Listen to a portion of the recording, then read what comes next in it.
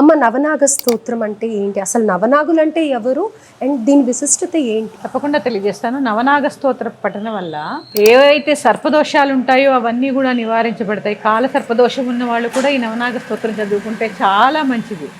సంతానం, ఆరోగ్యం, విజయం, సంపద ఇవన్నీ కలుగుతాయి ఈ నవనాగ స్తోత్రం. ప్రతి ఒక్కళ్ళు చదువుకో. సంతానం కోరేవారే కాదమ్మా, మీకు విజయం కావాలన్నా ఈ నవనాగ స్తోత్రం. ఎందుకంటే పాతాళ లోకాన్ని పాలించేవాడు నాగరాజు, అవునా కదా, ఆయన మీదే ఉందాం మనం. అందుకే పుట్టలో ఉంటాయి పావులకి, ఎక్కడ ఉంటాయి, కిందకు ఉంటాయి, భూమి లోపల ఉంటాయి, పాతాళ లోకంలో ఉంటాయి. పాతాళ లోకానికి రాజు ఎవరు? నాగరాజు. అలాంటి నాగరాజు మనల్ని పాలిసి, అంటే ఆయన మీద ఉన్నాం మనం భూమి మీద. అంటే ఇక్కడ ఏంటి అంటే నాగదోషం అంటే కేవలం వివాహం సంతానమే అనుకుంటారు, కాదమ్మా. అప్పుల బాధలు, అప్పులకు కూడా నాగులు, సంపద, ఆరోగ్యం ఇవన్నీ కూడా, నరములకు సంబంధించిన వ్యాధులన్నీ పోతాయి ఈ నవనాగ స్తోత్రం చదువుకోవడం వల్ల. అసలు ఈ నవనాగులు అంటే ఎవరు అంటే, ఎన్ని రకాల నాగులు ఉన్నాయో ఆ నాగులకి రాజులు, వాటి పేర్లు, అంటే ఆ నాగుల యొక్క రకాలు, వాళ్ళ పేర్లు తెలుసుకునే ప్రయత్నం చేద్దాం. 9 మందులు కూడా రాజులు. అంటే రాజులు అంటే అంతేనమ్మా, నాగలోకానికి రాజులు 9 మంది. ఇప్పుడు మనుషులు ఎన్ని రకాలు ఉంటారు? ఇక్కడ ఇంకో పాయింట్ ఉంది. జీవితంలో స్థిరత్వం, స్టెబిలిటీ రావాలంటే నాగుల యొక్క కృప కావాలి.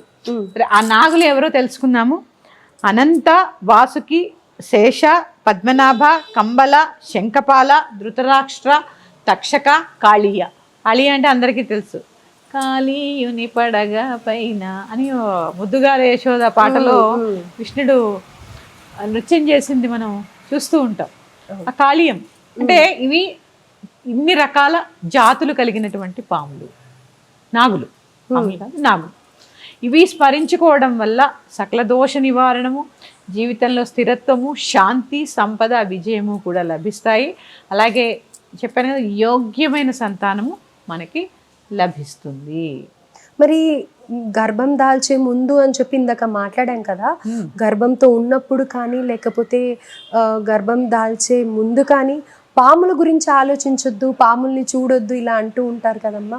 మరి దానికి దీనికి ఏమైనా సంబంధం ఉందా? అంటే సహజంగానే పాముల్ని చూడొద్దని మనం అనుకుంటే ఎలా అనుకుంటుందమ్మా, పాములు కూడా అనుకుంటాయంట, నరుడు కంట నేను పడద్దు, నాకంట నరుడు పడద్దు అనుకుంటూ ఉంటాయట. వాటి జోలికి మనం వెళితేనే కదా. అసలు ఇప్పుడు పాములు ఎక్కడ కనిపిస్తున్నాయమ్మా ఈ అరణ్యంలో, ఈ కాంక్రీట్ అడవిలో పాములు ఎక్కడ కనిపిస్తున్నాయి? వాటిని కూడా ఉండనిస్తున్నామా మనం?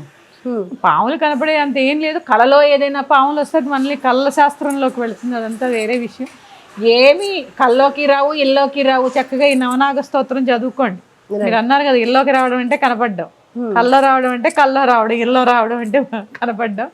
కల్లోకి రావు, ఇల్లోకి రావు. నవనాగ స్తోత్రం చదువుకోండి, చక్కటి ఫలితాన్ని పొందండి.